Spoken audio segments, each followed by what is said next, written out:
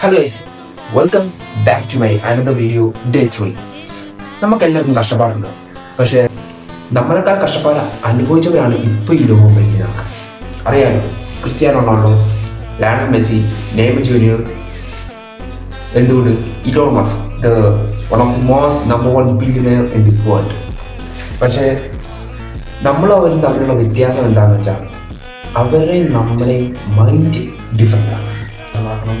Escape matrix നല്ല കാര്യമാണ്, പക്ഷേ ആദ്യം നിങ്ങളുടെ മൈൻഡിൽ നിന്ന് എസ്കേപ്പ് ചെയ്യും. ഓക്കെ, മൈൻഡിൽ നിന്ന് എസ്കേപ്പ് ചെയ്യാതെ ഒരു രക്ഷയില്ല.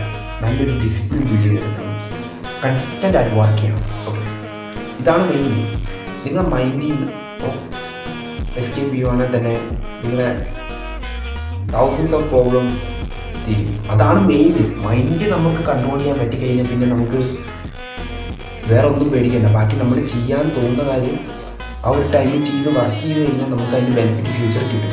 ഇപ്പോൾ ഈ ലോകപ്രശസ്തരായ ആൾക്കാർ എല്ലാവരും തന്നെ അവർക്കൊരു പാസ്റ്റ് ഉണ്ടായിരുന്നു, കഷ്ടപ്പാട് നിറഞ്ഞ ദാരിദ്ര്യം പിടിച്ചൊരു പാസ്റ്റ് ഉണ്ടായിരുന്നു. അതവർ മൈൻഡ് ചെയ്യാതെ അവരവരുടെ ഫ്യൂച്ചർ കണ്ടു.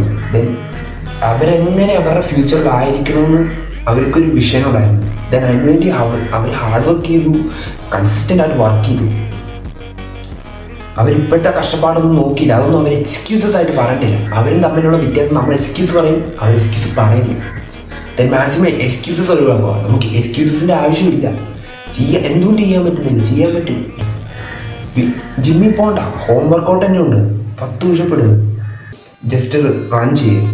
മോർണിംഗിലൊരു ഓക്സിജൻ നമ്മുടെ ബ്രെയിനിലേക്ക് ചെന്നാൽ തന്നെ ഒരു ഫ്രഷ്നസ്സാണ്. Is a benefit. ബുക്ക് വായിക്കുക.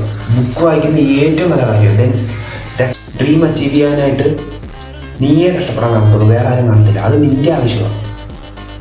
നിന്നെ ആ ഒരു ടൈമിൽ സപ്പോർട്ട് ചെയ്യാൻ ആരും കാണത്തില്ല. പക്ഷെ നീ സക്സസ് ആയി കഴിഞ്ഞാൽ നിൻ്റെ പ്രവർത്തികൾക്ക് കൈയടിക്കാൻ ഈ ലോകം മുഴുവൻ നിന്റെ കൂടെ ഉണ്ടായി.